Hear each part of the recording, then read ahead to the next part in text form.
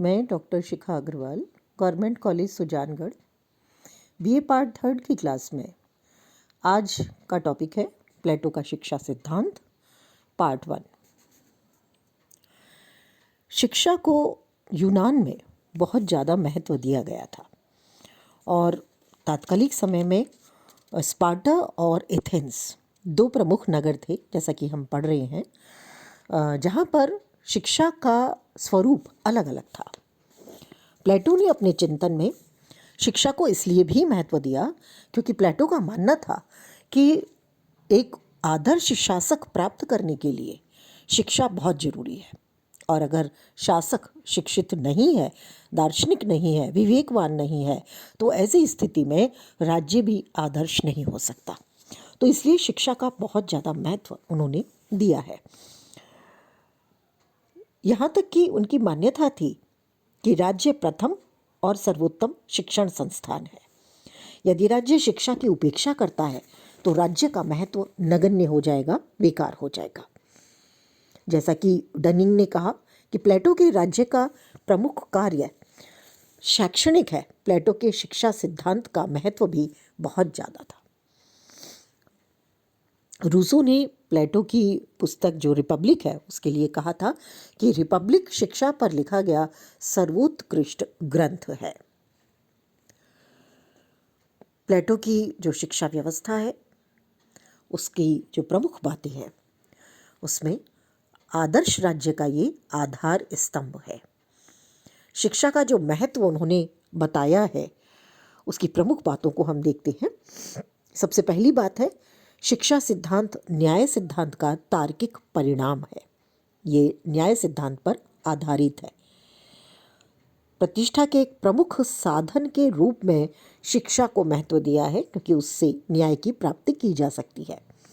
राज्य के हरेक नागरिक को उसकी क्षमता और प्रशिक्षण के आधार पर निर्धारित कार्यक्षेत्र में काम करते हुए श्रेष्ठता की ओर बढ़ना है, और ये निर्धारित क्षमता और प्रशिक्षण शिक्षा से आएगी। एक सामान्य शिक्षा प्रणाली ही विशिष्ट कार्य के लिए प्रशिक्षण देगी और उस कार्य के निस्वार्थ भाव से संपादन के लिए प्रेरणा देगी, जो न्याय की महत्वपूर्ण आवश्यकता है।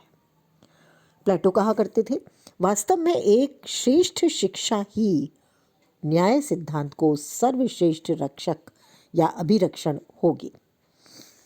दूसरी बात आती है नागरिकों को सद्गुणी बनाना। जैसा कि हम जानते हैं कि शिक्षा का सद्गुणी बनाने में महत्वपूर्ण रोल है, लेकिन यहाँ वो सद्गुण जो है उसको ज्ञान के रूप में देखते हैं, जो कि उन्होंने सुकरात से लिया है।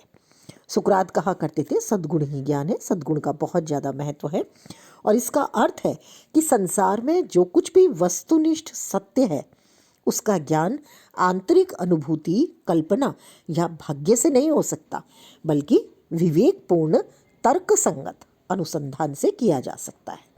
यानी जो कुछ भी हमें दिखाई देता है उसका ज्ञान हम कैसे प्राप्त करेंगे? सिर्फ मेडिटेशन से नहीं, बल्कि तर्क संगत रिसर्च करके, शोध करके, विवेकपूर्ण तरीके से कार्य करके हम उसे प्राप्त कर सकते हैं। तो शिक्षा वो माध्यम है जो विवेकपूर्ण तर्क संगत शोध की ओर बढ़ाता है। तीसरी बात आती है, शिक्षा द्वारा प्राकृतिक क्षमता का विकास होता है। व्यक्ति के दो तत्व होते हैं, पहला है प्रकृति और दूसरा है परिपोषण। प्रकृति यानी नेचर जो जन्म से होती है, परिपोषण यानी नर्चर यानी पालन पोषण कैसा हुआ है। दोनों का चरित्र निर्माण में महत्वपूर्ण योगदान है।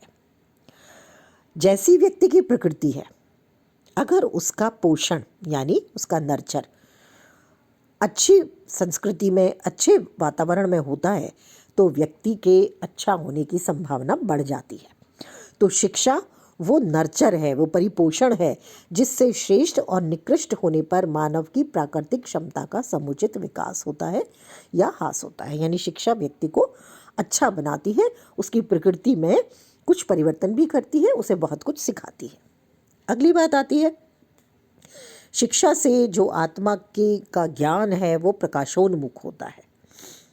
आत्मचक्षु जिसको प्लेटो ने कहा है। नेटलशिप कहते हैं कि प्लेटो शिक्षा का ध्येय आत्मचक्षु को प्रकाशोन्मुख करना मानते हैं। इसका अर्थ क्या है?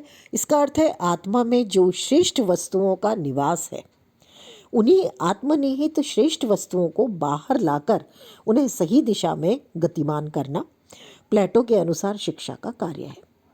शिक्षा एक ऐसा वातावरण बनाती है जो आत्मा को अपने विकास के प्रत्येक स्तर पर सहायता करती है। तो आत्मा को विकसित करने का कार्य है। अगला आता है शिक्षा का सामाजिक पहलू भी है। कैसे? क्योंकि व्यक्ति को समष्टि के साथ यानी संपूर्ण के साथ समन्वय बिठाने में सहायता देता है। वह व्यक्ति में सत्यवादिता पैदा करता है, आज्ञाकारिता, आत्मसंयम जैसे गुण देता है, दूसरों के प्रति जो छल कपट पाखंड होता है उसको कम करने की कोशिश करता है। शिक्षा के कारण ही समाज की जो विभिन्न इकाइयाँ हैं उनमें सामाजिक चेतना आती है, एक रूपता आती है। तो शिक्षा, जैसा बारकर कहते हैं, सामाजिक सदाचरण का मार्ग है, सामाजिक सफलता का नहीं, यह सत्य तक पहुंचने का मार्ग है। अगला आता है शिक्षा का राजनीतिक पहलू। ये बहुत महत्वपूर्ण है क्योंकि प्लेटो ने शिक्षा को राज्य के प्रमुख कार्यों में रखा है, एक महत्वपूर्ण स्थान उसको दिया है, क्योंकि उनका मानना था कि यह नागरिकों को नैतिक जीवन में भाग लेने योग्य बनाता है। और आदर्श राज्य में दार्शनिक शासक को सबसे महत्वपूर्ण स्थान प्लेटो ने दिया है और उसका आधार शिक्षा है। प्राकृतिक क्षमता का शिक्षा द्वारा समुचित रूप से विकास जब हो जाता है तो वो दार्शनिक राजा बन जाता है। इस आधार पर शिक्षा के माध्यम से प्लेटो संपूर्ण आदर्श अच्छाई, एब्सोल्यूट आइडियल गुड का साक्षात्कार कराते हैं। बारकर कहते हैं, दार्शनिक शासक का शासन वास्तव में उसकी शिक्षा योजना का निर्गम एवं परिणाम है। यानी शिक्षा योजना से एक अच्छा दार्शनिक शासक प्राप्त होता है। और अंतिम बिंदु लेते हैं इसमें दार्शनिक दृष्टि से शिक्षा का महत्व। जहाँ हमने सामाजिक और राजनीतिक महत्व देखा, वहीं दार्शनिक महत्व भी है, क्योंकि अपने आप में ये एक अच्छाई है और शिक्षा का लक्ष्य अंतिम सत्य की खोज करना है जो सृष्टि की सभी वस्तुओं का मूल है। तो इस तरह से दार्शनिक दृष्टि से भी इसका महत्व है। अब आते हैं प्लेटो की शिक्षा व्यवस्था पर प्रभाव किसका है। तो तात्कालिक समय में दो काफ़ी उन्नत नगर राज्य थे, एथेंस और स्पार्टा। प्लेटो पर उन दोनों राज्यों का प्रभाव है। हालांकि दोनों की जो शिक्षा प्रणाली थी उनमें बहुत अंतर था। सबसे पहले देखेंगे एथेंस की शिक्षा व्यवस्था। एथेंस की जो शिक्षा व्यवस्था थी वो व्यक्तिगत हाथों में थी, यानी सरकार की जिम्मेदारी नहीं थी, व्यक्तिगत थी। और शिक्षा देना भी परिवार का कार्य था, यानी राज्य बाध्य नहीं कर सकता था कि एक बच्चे को शिक्षा देनी चाहिए। रोमन साम्राज्य के समय तक कोई स्कूल नहीं थे। सोलन राज्य के नियम के अनुसार माता पिता का यह कर्तव्य था कि वो बच्चों की शिक्षा का प्रबंध करें। सोफिस्ट और आइसोक्रेट्स ने भी महत्वपूर्ण शिक्षा का कार्य व्यक्तिगत माना। यहाँ की शिक्षा व्यवस्था तीन स्तर पर थी, तीन चरण थे इसके।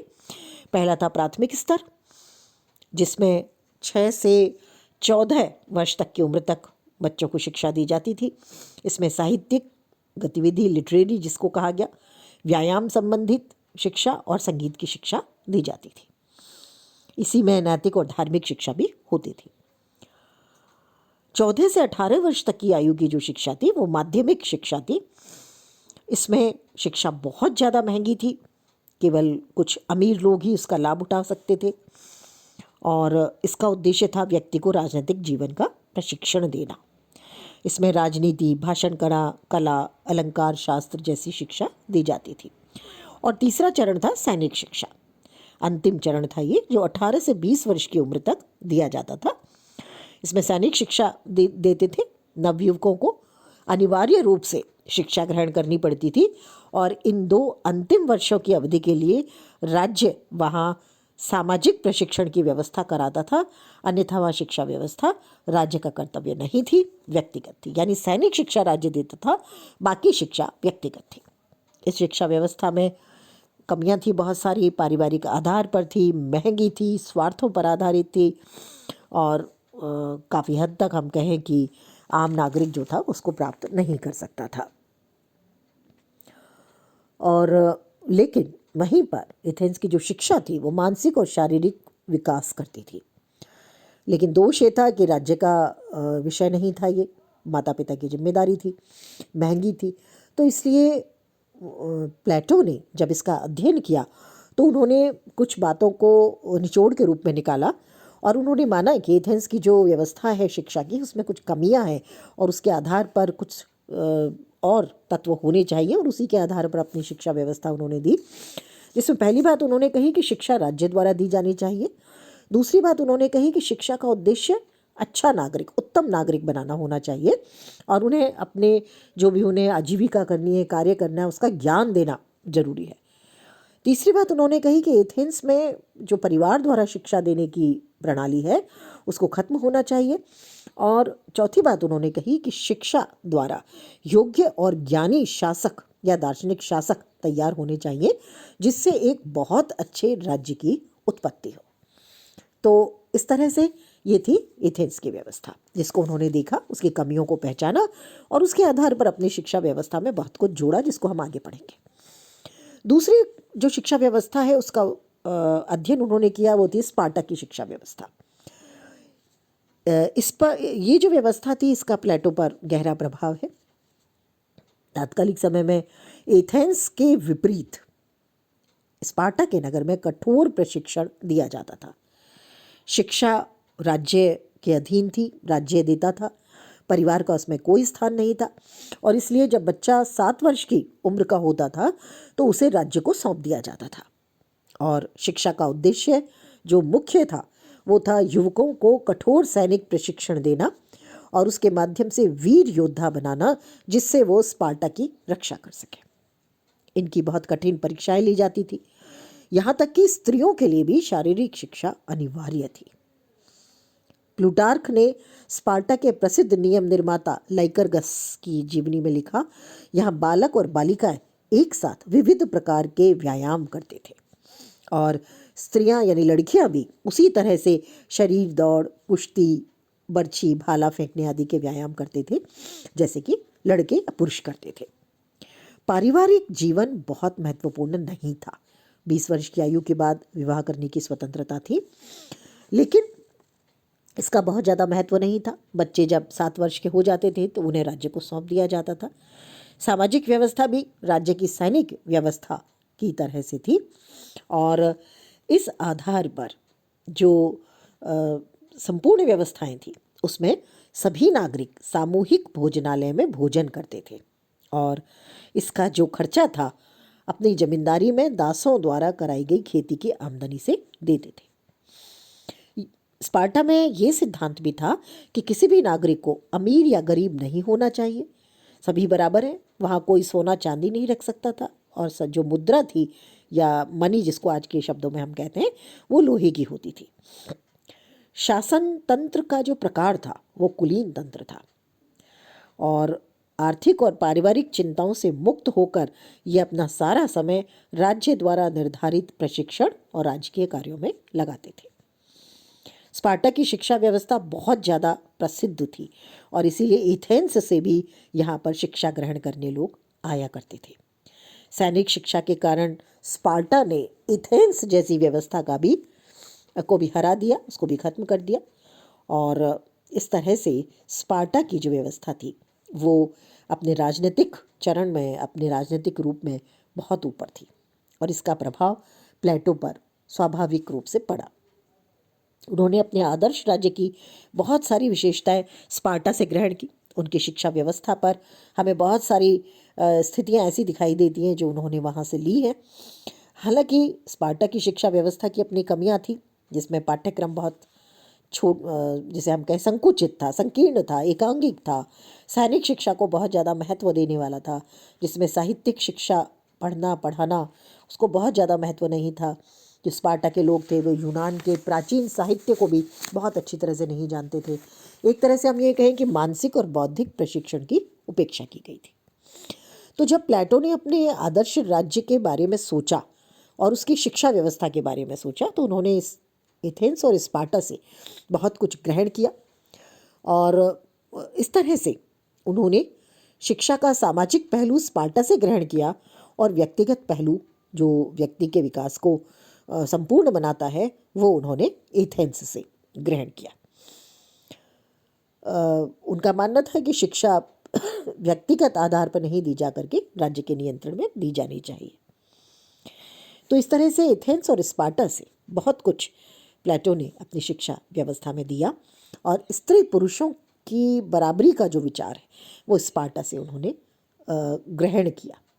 और इस आधार पर प्लेटो ने अपनी शिक्षा व्यवस्था को 2 रूपों में प्रस्तुत किया, और ये 2 रूप थे प्रारंभिक शिक्षा और उच्च शिक्षा, जिसको हम अगले वीडियो में देखेंगे। प्रारंभिक शिक्षा जो थी वो भी 2 स्तरों में बटी हुई थी, और जो उच्च शिक्षा थी उसको भी उन्होंने 2 स्तर में बांटा था। तो शिक्षा एक महत्वपूर्ण विषय प्लेटो के दर्शन में। इसके आगे हम लोग अगले लेक्चर में पढ़ेंगे।